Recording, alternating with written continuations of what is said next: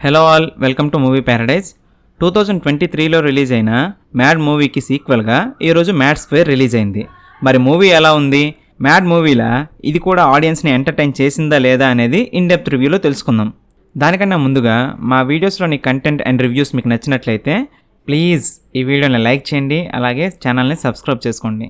ఇంకా మూవీ ఎలా ఉందంటే మంచి కథ, కథలో కొత్తదనం, మంచి fights, racy screen play, guest చేయలేని విధంగా ఉండే ట్విస్టులు, మొత్తంగా ఫ్రెష్ కంటెంట్. ఇవన్నీ కోరుకునే వారి కోసం కాదు ఈ మూవీ.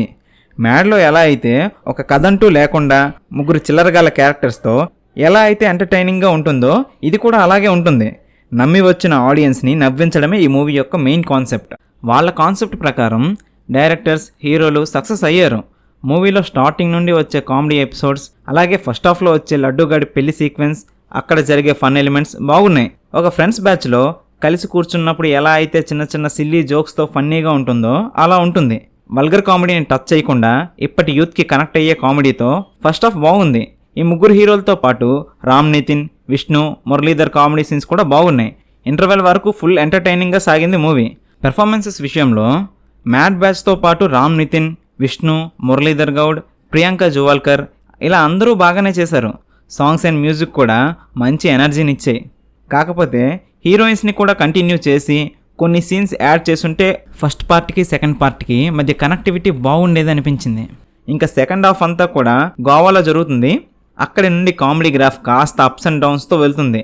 కొన్ని కామెడీ సీన్స్ వర్క్ అయ్యాయి, ఇంకొన్ని వర్క్ అవ్వలేదు. సో సెకండ్ హాఫ్ కాస్త స్లో అయిందని, కామెడీ తగ్గిందనే ఫీల్ అయితే వస్తుంది. సునీల్ గారు సెకండ్ హాఫ్ అంతా ఉన్నా కూడా పెద్దగా ఆయన కామెడీ వర్కౌట్ అవ్వలేదు. ఒకటి రెండు ఓకే, బట్ మిగతాదంతా అంత ఫన్నీగా అనిపించలేదు. ఇంకా శుభలేఖ సుధాకర్ గారు ఈ ఏజ్లో ఇలాంటి రోల్స్ చేయడం నాకు అంత కరెక్ట్ అనిపించలేదు. అంటే ఒక సీన్ ఉంది, అందులో అతను లేకుంటే బాగుండేది అని అనిపించింది అంతే. మిగతాదంతా ఓకే. ఓవరాల్గా సెకండ్ హాఫ్ అంతా కాస్త స్లో అనిపించినా కూడా ఓవరాల్గా మూవీ అయితే బాగుంది. కొత్త కంటెంట్ కోరుకునే వారి కోసం కాదు, కానీ లాజిక్స్ లేకుండా ఎంటర్టైన్ చేస్తే చాలు అని అనుకునే వారికి ఈ సినిమా అయితే నచ్చుతుంది. ఈ మూవీకి మూవీ ప్యారడైజ్ రేటింగ్ 3/5. మా ఈ రివ్యూ మీకు నచ్చినట్లయితే ఈ వీడియోని లైక్ చేయండి, మీ ఫ్రెండ్స్ అండ్ ఫ్యామిలీకి షేర్ చేయండి, అలాగే సబ్స్క్రైబ్ చేసుకుని సపోర్ట్ చేయండి. Thanks for watching.